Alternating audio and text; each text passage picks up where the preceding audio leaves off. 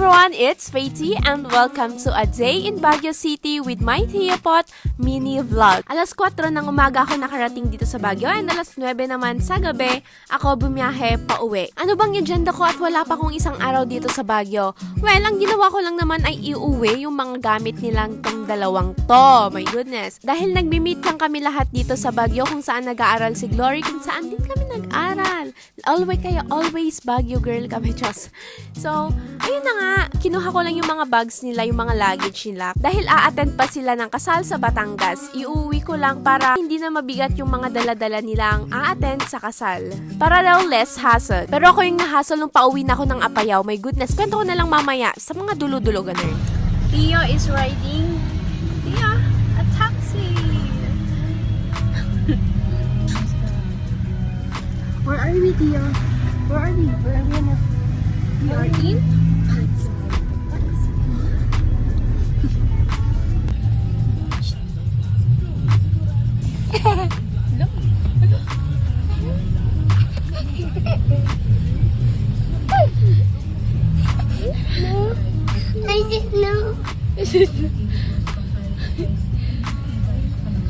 Where are you going?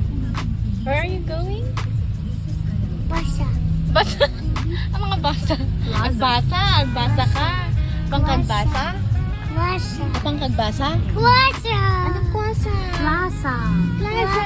Town. Plaza. Say plaza. Plaza. Dapat 2 days ako dito sa Baguio, kaso lang nagkamali ako ng tansya sa kalendaryo ko, girl. Ikakasal kasi yung barkada namin and nakala ko sa Sabado pa and today is Thursday. So, bukas na yung kasal, Friday, Biyernes, girl, and ngayon ay Thursday, bukas na. Kaya kinailangan kong umuwi kinagabihan.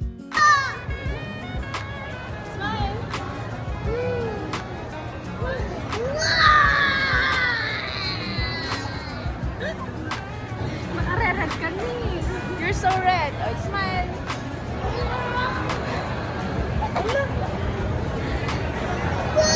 Mapisil kami na. That's, ano anak?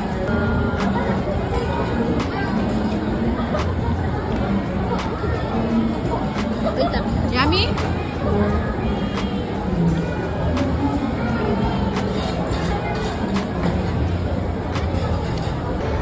Guys, may ingay ba dito? As a messy eater, look. Diba? Kung hindi ako naglagay ng tissue, ang dugyot na tong gamit ko. Ay! Ay, nakapasok. Ay, wala pala.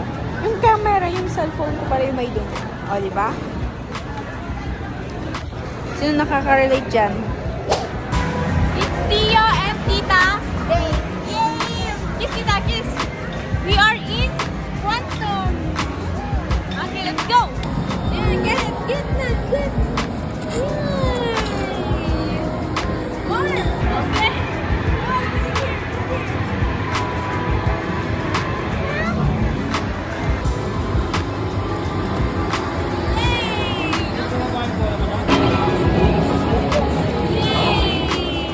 Okay, get.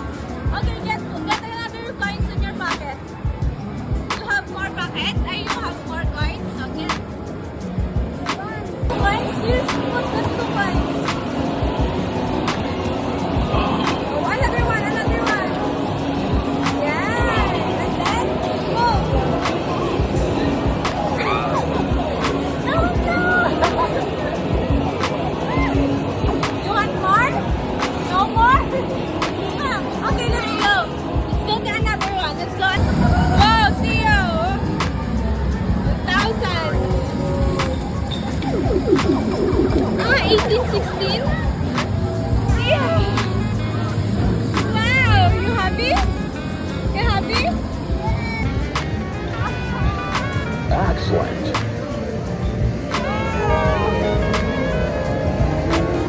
We won, Tia, won. We won.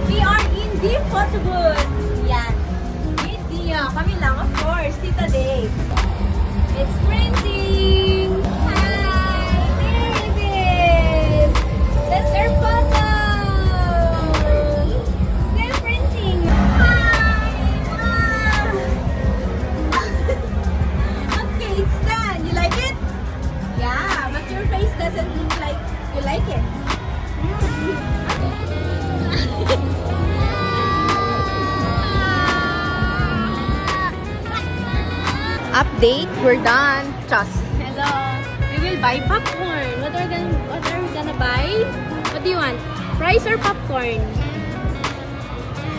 What's in popcorn? Fries and popcorn. Are you sure you're gonna eat all those one? All those? Yeah, sure. Fries or popcorn? Doa ka, no. Oh, no. Pero wala namang tao. Another update. Andito kami ngayon sa photo line. Ipapaprint namin yung mas malaki yung ano. Yung picture namin sa photo. What? A bird? Watch a bird? Watch a bird? Another update. Andito kami ngayon sa Black Scoop to buy milk tea. Yeah.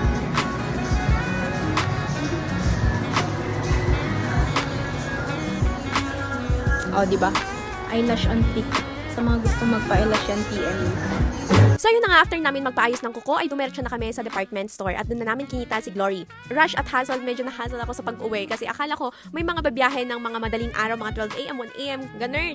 Pero wala pala. Ang last trip pala papuntang Lawag is 9 p.m. Kaya very rush kami pag-uwi, kinuha yung mga luggage, tapos medyo traffic pa. Tapos ayun na, andun na agad sa Partas. Tapos, yun na nga, andun na kami sa Partas. Oh my God, long weekend pala kaya maraming pila, girl. Medyo kinabahan ako that time kasi nga, baka wala na akong maupuan, hindi na ako makakawin, hindi na ako makaka-attend ng kasal. Pero God naman, may nasakyan ako at ayun, nag-broken trip na lang ako from Baguio to Lawag and Lawag to Junction Luna. Pagdating ko ng Junction Luna, sinundo naman ako ni Jowa Bells, si Tani Boy. So ayun, nakauwi ako ng mga 9 a.m. and diretso, ligo na, ganun. Dahil ang oras ng kasal ay 10 a.m. Oo, na-late kami pero ang importante ay naka-attend ako ng kasal nila and it's worth it. Anyway, congrats mga beshi ko, mare, pare, congratulations. And a little trivia is 12 years na sila and finally, kinasal na sila. And that's it everyone. Thank you so much for watching. Don't forget to like, share, and follow me sa different social media accounts ko, Facebook, TikTok, Instagram, and YouTube. Thank you so much. Bye!